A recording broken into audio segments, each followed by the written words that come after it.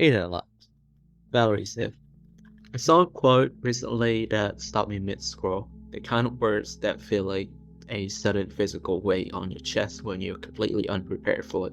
It said, if a person continues to smoke, knowing it will kill them, what is wrong with wanting her back knowing there isn't a chance? And I just sat there. I sat with that for a very long time, watching the screen dim in the dark, because there is something so painfully, devastatingly honest in that comparison. We don't always love logically. We don't always want things because they are good for us, or because the math works out in our favor, or because the road ahead looks safe. Sometimes you want something simply because it was real. And real things don't just stop mattering because the timing ran out, or because you were the one who panicked and broke it, or because the rest of the world has moved on and decided that you should too. Wanting her back, knowing there isn't a chance, isn't stupidity. It isn't weakness either. It isn't a lack of self-respect. It's just what it feels like when something mattered more than your own self-preservation. It is the cost of letting someone actually rewrite your soul. And I need to say something first before anyone else.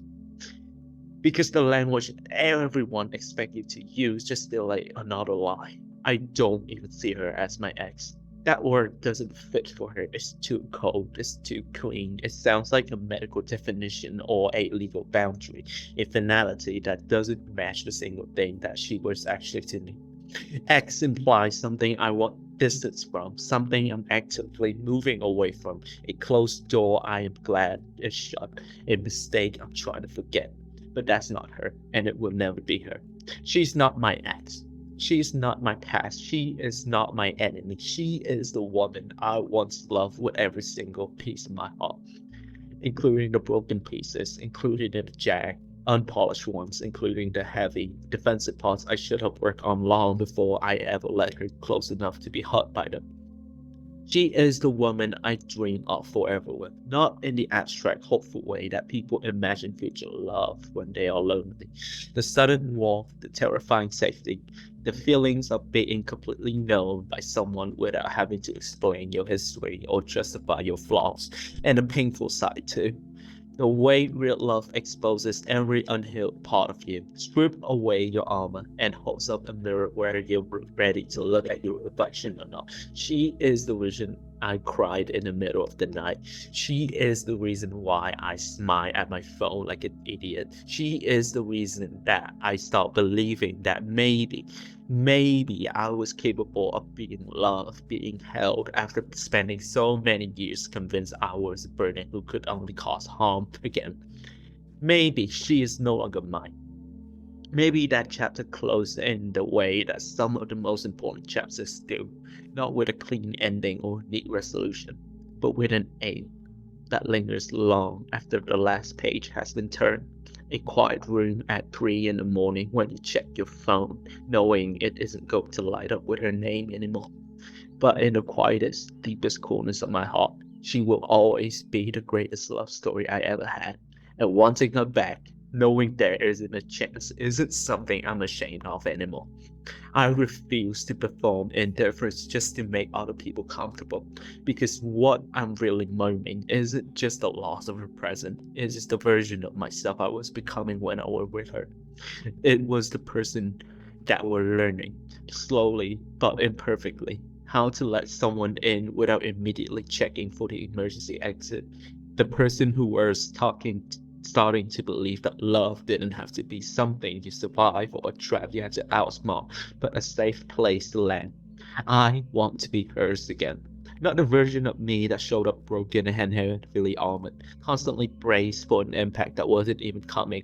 I don't want to go back with paranoia or the defense mechanism. I want to go back as who I'm becoming right now.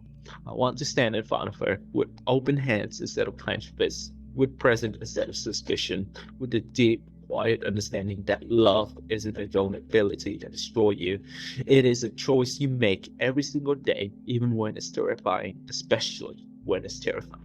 I want to hear her voice again without my brain automatically listening for goodbye hidden inside the syllables.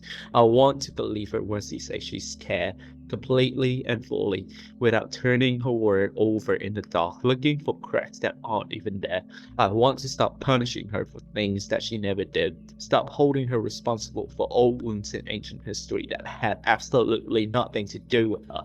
I want to drop the shields. I want to silence the voices that tell me that I am easily replaceable. I want to finally be the person who knows how to stay. Maybe that version of us doesn't exist anywhere outside of my mind anymore. Maybe that's the best. Maybe what's done is done. The damage is real, and the most honest thing I can do is carry this love forward into the empty space of the person I'm still trying to build.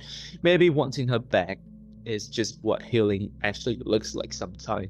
Grief wearing the face of longing, a lighthouse pointing you towards everything you still need to fix inside of you, or maybe some things that break can be rebuilt into something stronger than the original structure ever was.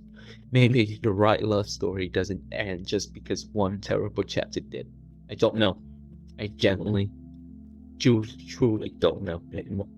The uncertainty is a heavy thing to carry, but what I do know is this. She mattered.